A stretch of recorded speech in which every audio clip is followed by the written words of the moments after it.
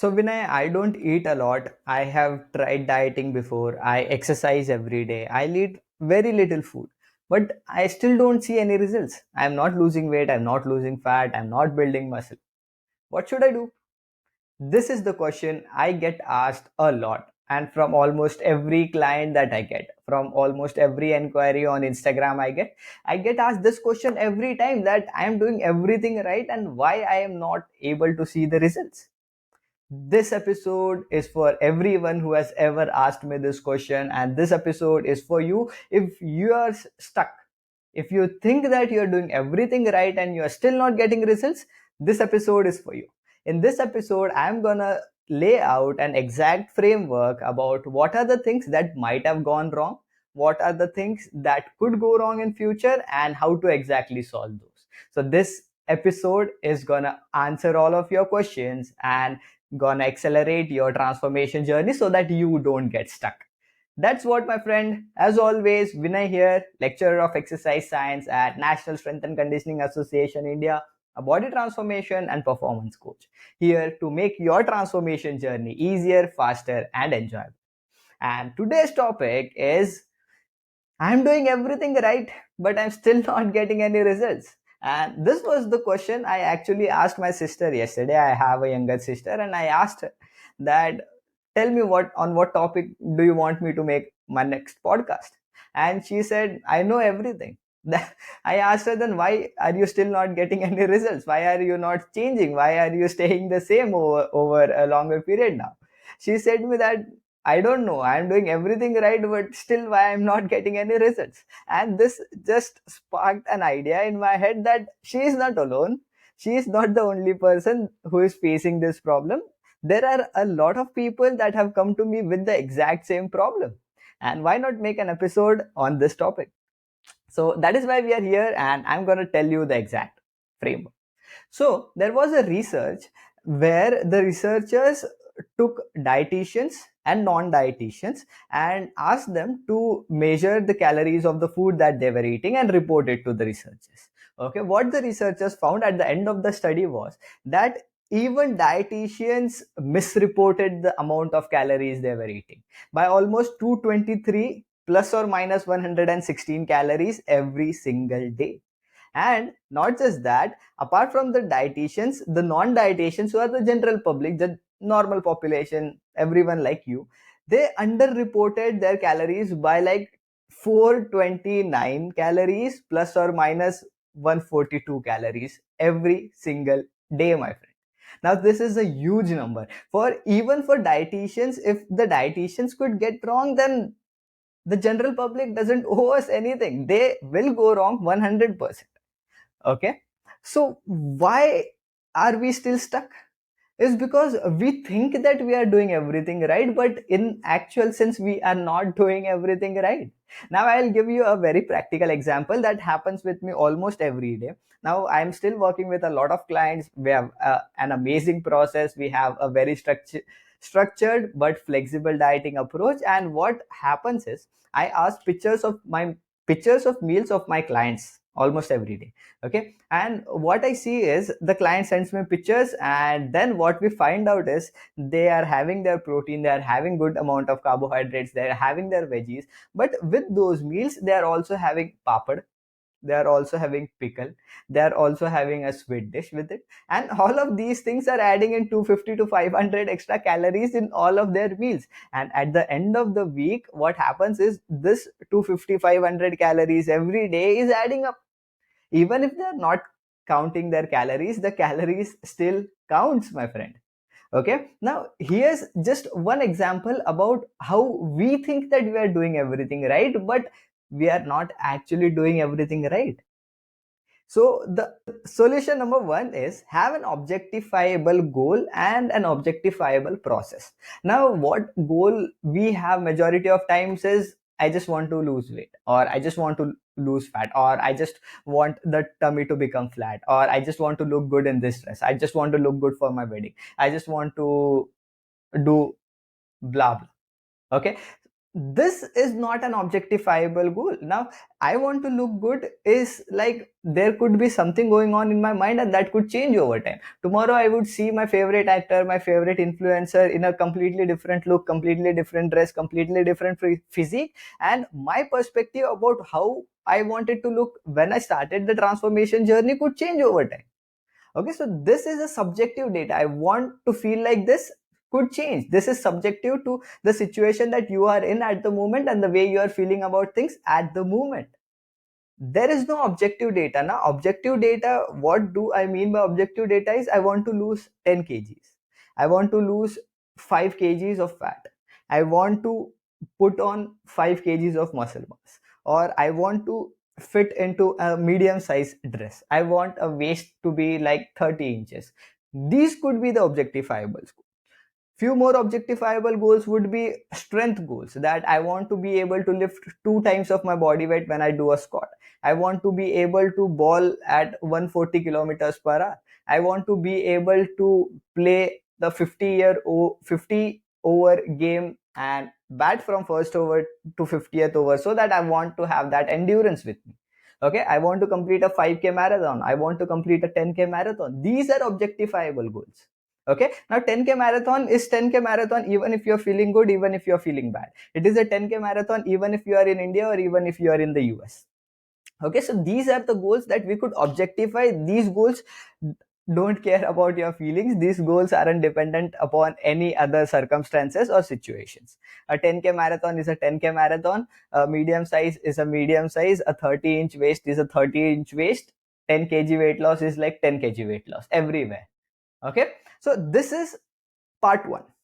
Part 2 is having an objectifiable process to reach to these goals. Now if your goal is to lose 10 kgs, what should be an objectifiable process? Now people tell me, when I am eating healthy, still I am not losing weight. Now healthy is again a relative term. Okay, healthy is, you think that peanut butter and brown bread is a healthy breakfast, but do you know how many calories it contains? It contains a lot of calories. Now guacamole or avocado and toast is a very common and normal breakfast for the people in the US. Okay, similar to brown bread and peanut butter, similar to that, guac and toast is like a very common breakfast for the people in the US. Both of these things are very high in calories, my friend.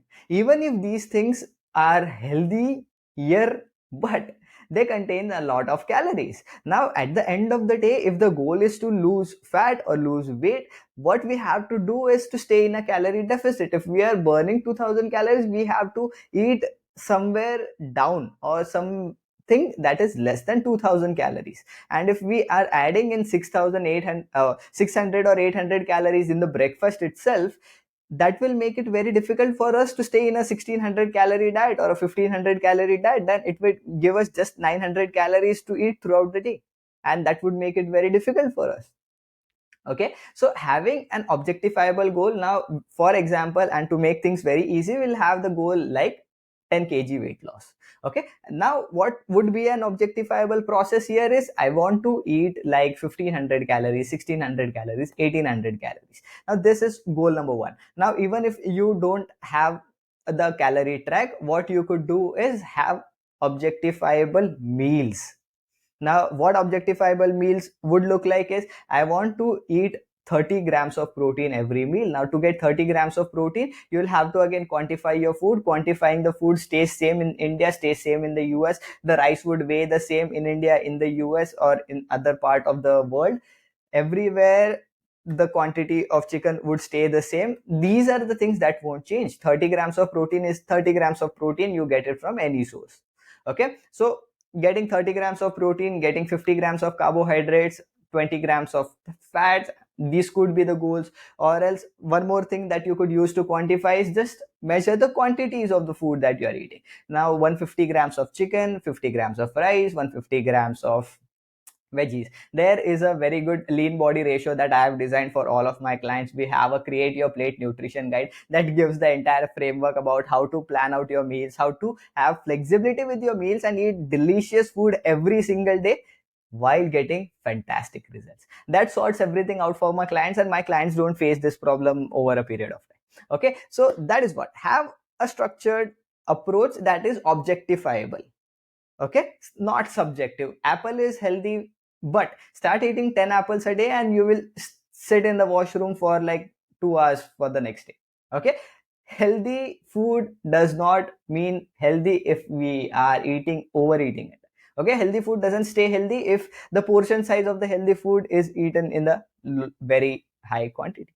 Okay, healthy is a subjective term. It depends upon the portion size, it depends upon the health status of the person, and it depends upon the goals of the person.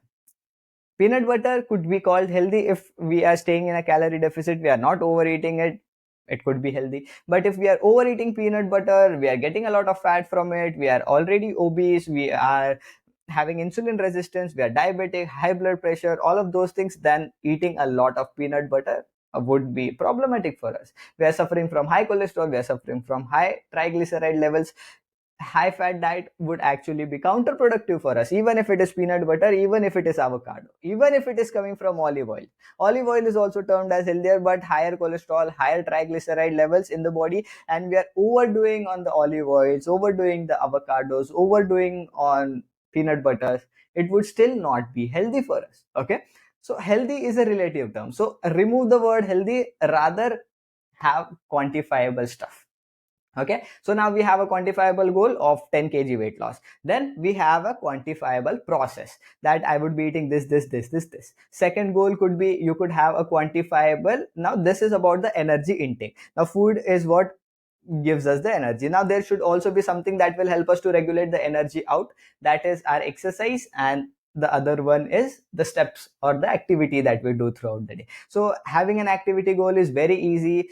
You could just check your smartwatch and see how many average steps you're walking on a day-to-day basis, and just increase 2000 steps, and with every week or every 2 week start increasing 2000 steps every week till the point you reach 8 to 10,000 steps. 8 to 10,000 steps is a fairly good goal and easily achievable for most if we plan well. Okay, that is an activity goal.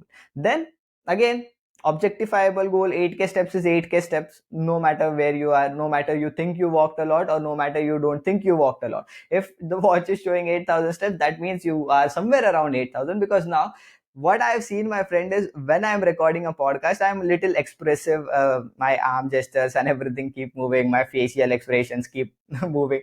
So what I observe is, I've observed like 100 to 1500 extra calorie, 100, not 100, 1000 to 1500 extra steps on my watch. This watch detects it just because I'm moving my hands a lot. And that is why I walk like 2000 extra steps whenever on the days I record my podcast and stuff. Because I have noticed this pattern. This is the magic of having a routine, my friend. This is the magic of doing the same stuff over and over again, over and over again. And we are going to cover this point in the third point as well.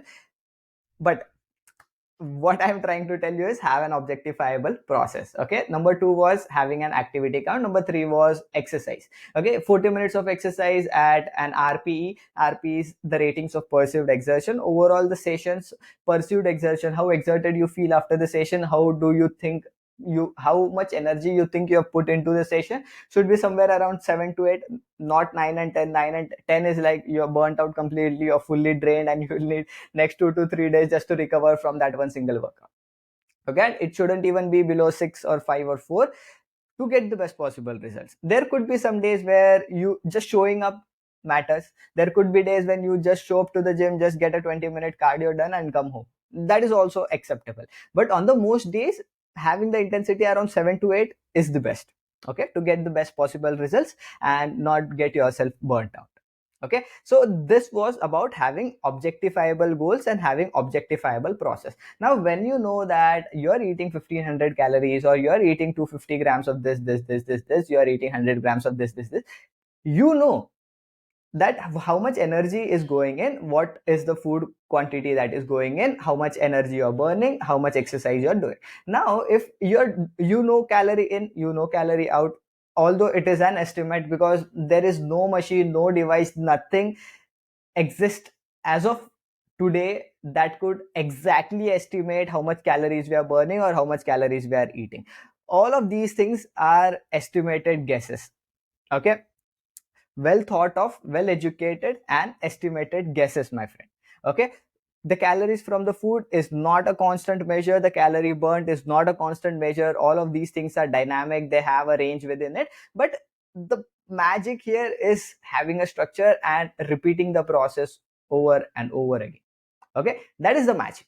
Okay, so now you know how much you are eating, you know how much you are doing or burning, and if you are still not getting results, now what should be the next step is to either lower the food or to increase the activity and the exercise. Okay, what these will do is this will reduce the energy intake and increase the energy burnt.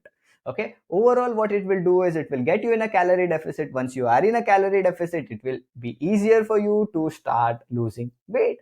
That is what. And when you think that I'm again doing everything right but still not getting the results, check out your smartwatch. Your smartwatch would be showing 100% times lower step counts than what you have targeted. Check out your consistency with the exercise. Either the consistency would have been very less, either the intensity would have been very less. And check out your food logs. Either you would be eating a lot of food. These are the only reasons, my friend. Fat loss process, calorie deficit, energy balance is very loyal process. It doesn't do anything wrong, any injustice with the person who is doing everything right. Okay, and if you are not getting results, that is a clear cut indicator that you are not doing something right. And that brings me to the point, my friend, that we don't know what we don't know until we know what we don't know. This has been the motto of my life so far. That is why I am still studying. I've got 8 certifications, top level certifications in the whole industry, and I'm still studying. I still keep on reading new stuff. I still keep on going for new PDFs, new books, and listen to podcast, almost 2 podcast episodes every single day. Not because I don't know anything, but because I am still interested in learning. The more you know, the more you find out that the more you need to know. Okay, that is what. So if you are still stuck, clear cut sign that there is something that is going wrong and you don't know about it. If you are still stuck, drop me a DM on Instagram. I am as fitness engineer underscore Vinay, and I'll definitely help you. Okay, we have a lot of free stuff now. We have a lot of free stuff, my friend, that I could share with you, and you could start implementing it right away without paying anything to me, and that would help you to accelerate your transformation journey and get you unstuck. Okay, that was about the point number one. Point number two, my friend. I have my laptop here because I don't remember all of these things and I want to keep the episode intact. So I have made a few short lists here so that I just go through the points and be very on point with you and not waste a lot of your time. So point number two is have multiple lenses to gauge your results of the process. Now, having multiple lenses to gauge the results of the process, what that means is very simple, my friend. If your goal is to lose weight, now you won't be losing weight every single day. Okay, that is not going to happen, and there would be days when the weight would be actually going up. There would be days when the weight would be staying constant, stable, and the next day it would go down, the next day it would again go up. Okay, that is a very normal process. But having different lenses to gauge the results of the process, what that means is even if the weight is not going down, what would still be happening is your inch measurements would be going down, your belly, the area inch measurements would be going down, your arm measurement would go down, hip measurement would go down, thigh measurement, chest measurements would go down. That is actually a good sign that you are losing a lot of fat and not just weight.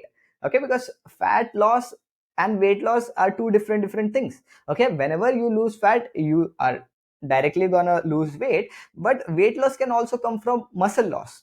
Weight loss can also come from water loss. Okay, there are multiple things inside our body that will, if we deplete those, that could signal the machine that we are standing on, and that machine will tell us that the weight is going down. Okay, but that is not the goal. The goal should be to lose maximum fat, preserve muscle, and maintain a good healthy body. Okay, so the measurements would go down. Click your own pictures, so that majority of times what happens is even if the weight scale is not showing any changes, you are looking completely different in your photos. Your clothes would start fitting better. Now what happens is, if you are strength training, if you are taking high protein intakes while you are dieting, which is the best way, which is the right way of dieting, then what would happen is you would lose inches from specific areas and you would gain inches or keep the inches same in some areas. Now these some areas would differ for males and females and could also differ from person to person, but a quick guide here is, for females they generally have a gynoid physique and males generally have an android physique. What that means is, males will generally store a lot of fat in their midsection belly area, and females would store majority of fats in their hip and lower belly region. Okay, so these are two different shapes that generally males and females have. Okay, so for females the hip measurement and lower belly measurements would drastically go down, even if their arm measurement, thigh measurements and chest measurement won't be that affected. Okay, but for males, their thigh measurement would not be very much affected, hip measurement would not be very much affected, but the belly measurements would be drastically affected, chest and arm measurements would be increased, because they would be working a lot on their upper body, a lot on their arms, so they are going to put on muscle. So putting on muscle will increase the inches here, will add on muscle mass and lose body fat. The weighing scale would not understand that whether you are losing fat and gaining muscle and that is why your weight is staying the same, or you are losing fat and you are losing muscle and that is the reason why the weight scale is going down.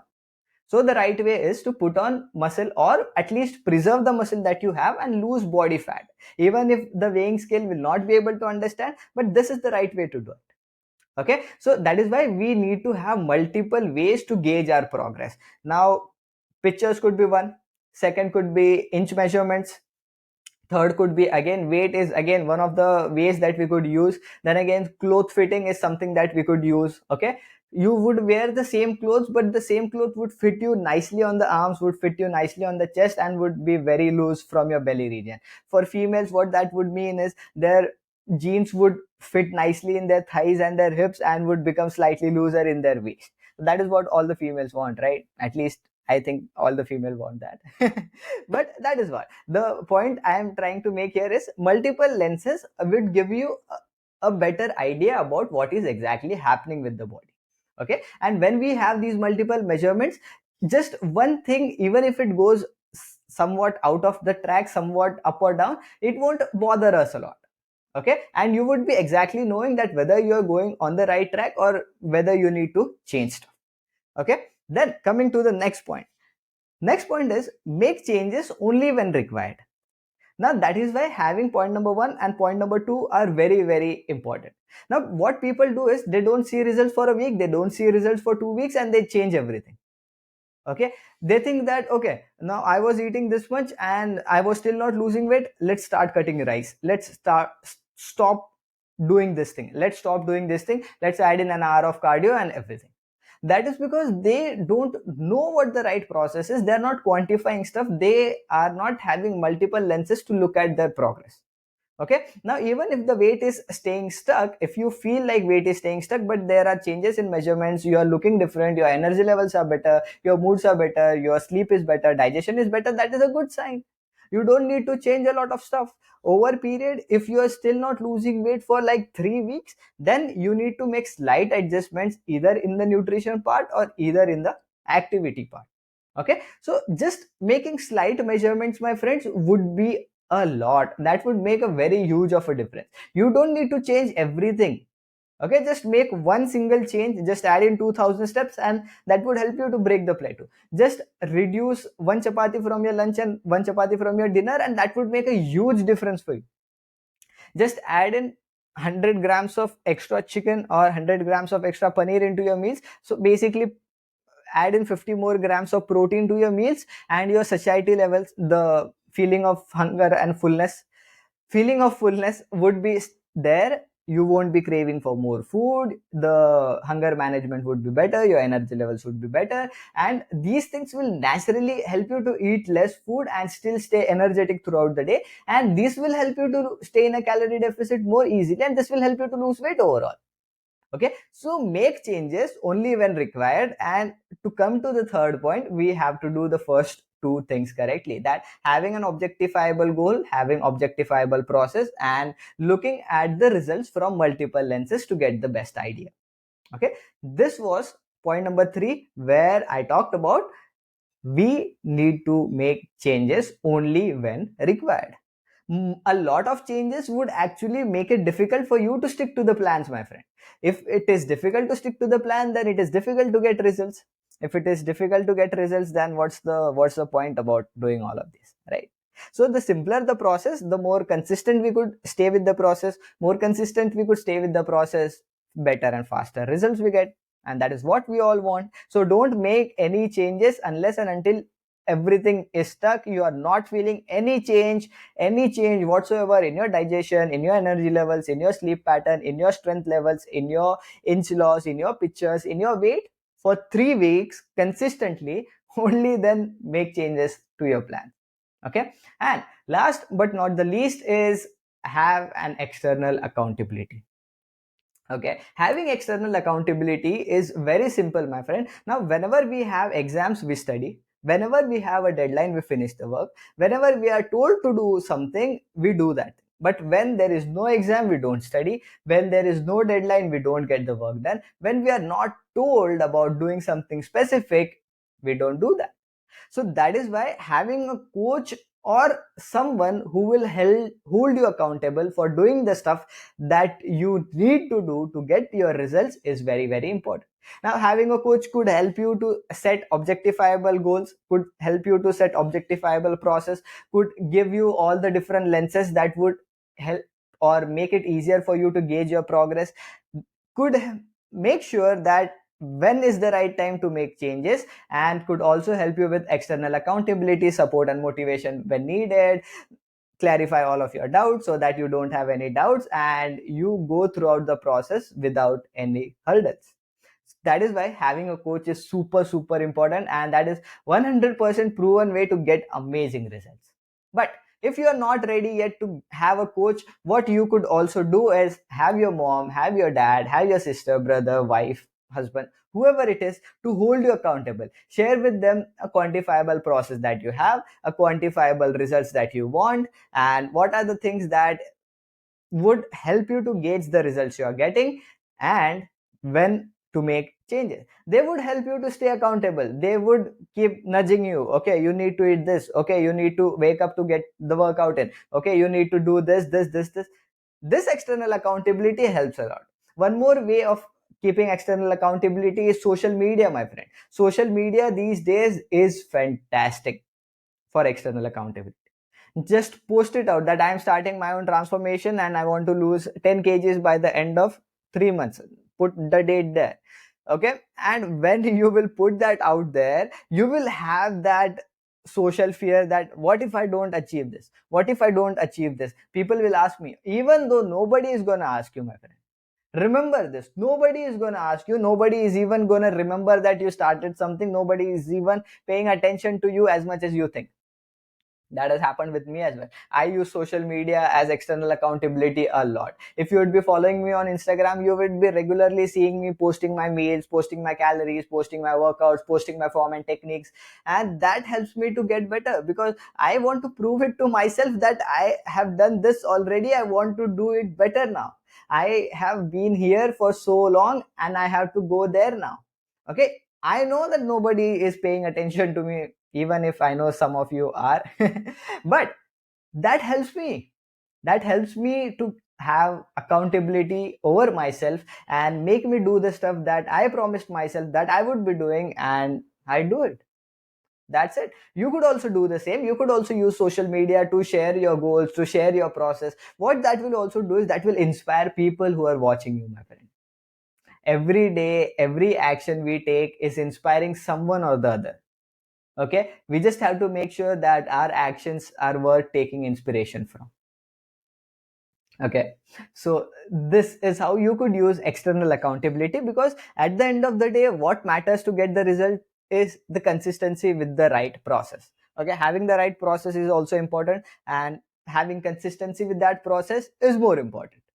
Okay, so when we have both of these things in line, we would be getting amazing results. There is nothing that comes after this, my friend. That is what, if you are not getting results, if you are stuck, have an objectifiable goal, have an objectifiable process, have multiple lenses to look at the results of your process, make changes only when required, and have external accountability. That will help you to stay consistent, that will help you to answer all of your doubts, questions, queries, and help you to stay motivated on the days you are down, help you to push harder on the days everything is going perfect, will be your cheerleader when the time comes, will be your critic when the time comes, will tell you what is the right thing to do on the days when you need to listen that. And that is what, my friend, these were the only four steps that you need to break through that plateau and accelerate your results from here on. That's what, my friend. As always, Vinay here. For more doubts, questions, or queries on this topic or anything else related to fitness, nutrition, exercise, lifestyle, stress management, just drop me a message on Instagram. I'm as fitness engineer underscore Vinay. And if you got any value from this episode, please share it on your social media with your friends. Drop a comment below. That will motivate me, and that will help me to put out more of such content for you guys. And thank you so much. Vinay here, signing off.